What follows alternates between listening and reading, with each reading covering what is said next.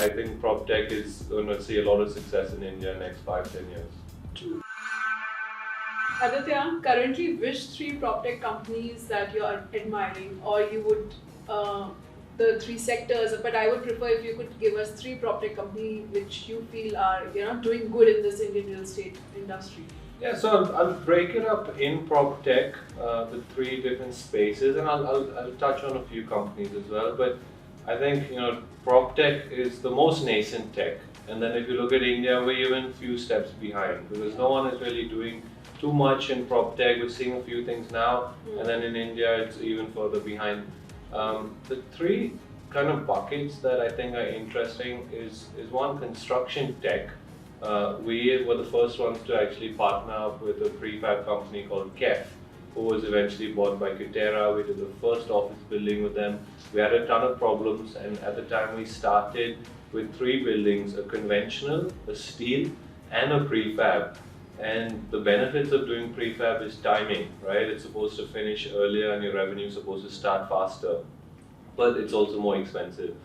We actually found that a prefab building finished last, and that's because the company had teething issues. But we worked with them and waterproofing issues eventually, but we worked together and resolved it. But it could have done better, but it just showed that we are thinking that this is the future. In prefab, you're using a lot of cement, which is local. The costs are pretty controlled. You can build faster. You can start designing your building while approval stages happen, which is, in India, approvals can be unpredictable, and the demand for tenants is so fast.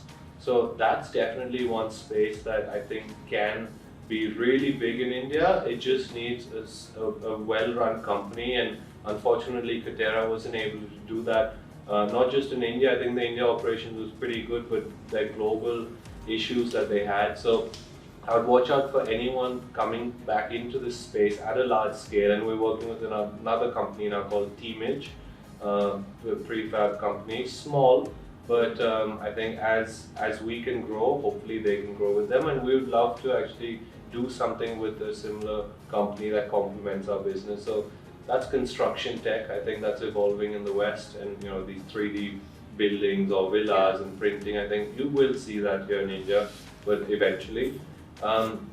The second space I would say is quite interesting is the building management software, digitalizing the building. I think being able to monitor and also evaluate your data points on HVAC consumption, your chiller, general lighting. You don't really have to have your HVAC operational spaces that are not being used. Monitor how your spaces are being used.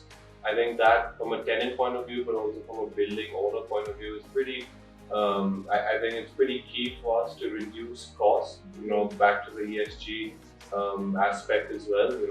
Reduce emissions, but also track your building, use data points to better learn, better design your building as well.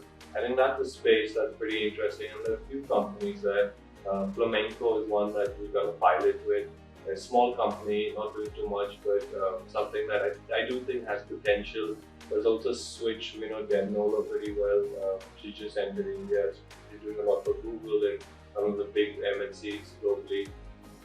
So that's a space as well that's pretty interesting. And then the last bucket, although we have different views on them, I'd say it's the online buying, selling, searching for property / investing space. And we spoke about these fractional ownership guys that would come in that bucket, but also square yards, making it easier to buy an apartment, to rent an apartment, that whole online platform, digitalizing that whole broker, old school, going to a realtor, he shows me a few properties to buy or rent. I think that's an interesting space that is developing in India and globally. So I think that is one place where it's probably the most investment going in when you look at Proptech, but really it's an ancillary of Proptech, right, if you think about it. So we're working with a bunch of these companies. They're doing good business for us, and we're complementing them, and we're also seeing ways of how can we be strategic to some of these companies, how can we invest in them and help them grow through our portfolio and leverage. So it's pretty exciting. I think Proptech is going to see a lot of success in India next 5-10 years. True. So if you want to, if you have to name a pain point that you're facing in technology currently for the Indian real estate industry, where the budding entrepreneurs, when they are watching this, can also come up with that kind of solution, where would you think is the need gap in technology right now? I think it's the 2 points I touched upon, which is buying and selling. How can we make it easier for us to generate leads as a developer?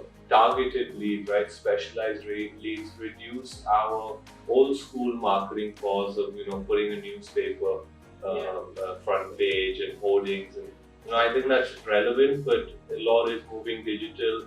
A lot of data analytics that happens behind the scenes. That I want to go to one agency who can really focus who is the right buyer for Embassy Lake Terraces, understand what that client is, what that ticket size is, going to the level of what job they do, what community they're from, where do they live in the city, where do they work, those kind of data points, and then going to them, and I don't mind paying them to generate those leads for me. I think that could be really special, and people are doing it. I just think it could be accelerated. And the building management software, I think reducing your OPEX, managing your building with less manpower, labor is such an issue right now. I think those kind of elements where we're working with a very interesting company called Stafu, which does surveillance AI. So they can really look at if there's a fire, if there's a breach of someone jumping in from compound wall, if there's an accident, if there's a fight, if someone's not wearing a mask, to the levels of identity, people coming into the parks for security reasons for our tenants.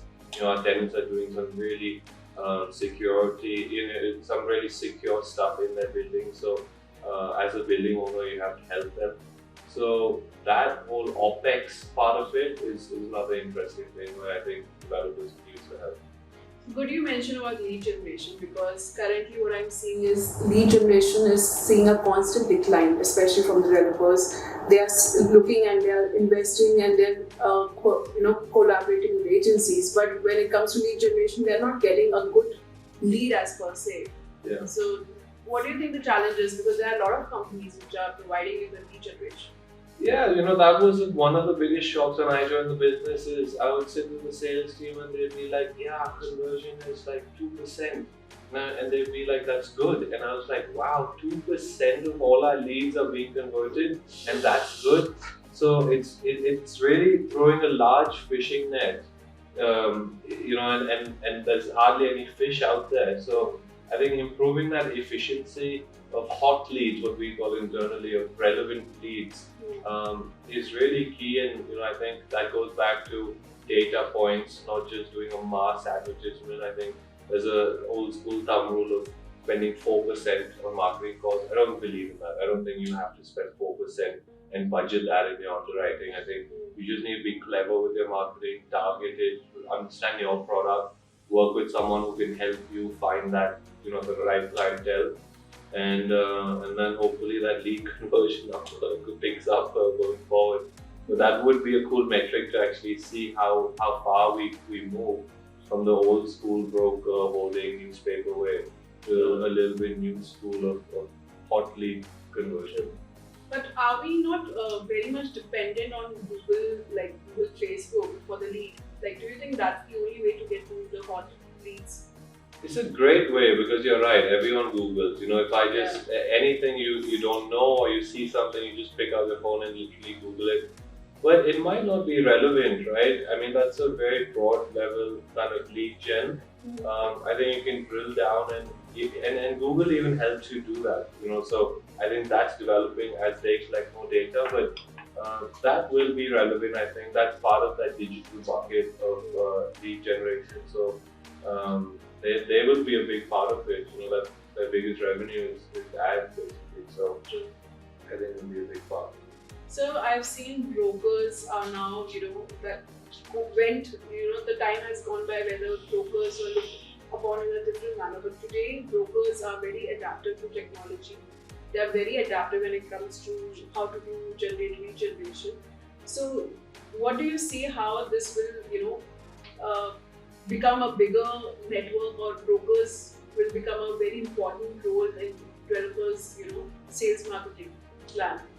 So I always honestly thought that brokers are always a big they play a big role in a developer's success, whether it's commercial space or residential space. It's now also they are like becoming more tech savvy, and the area of finding clients is much more different than earlier. Was more relationship building, friendliness and stuff like that.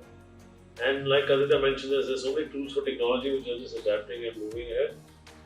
Things will change, but it's moving at a very slow pace. Yeah. It isn't moving as fast as I think at least I would like it to move up. But I think we're working within our company also. I think Aditya has been working at it quite. Few companies have come in when it comes to brokers. So it will come, will happen.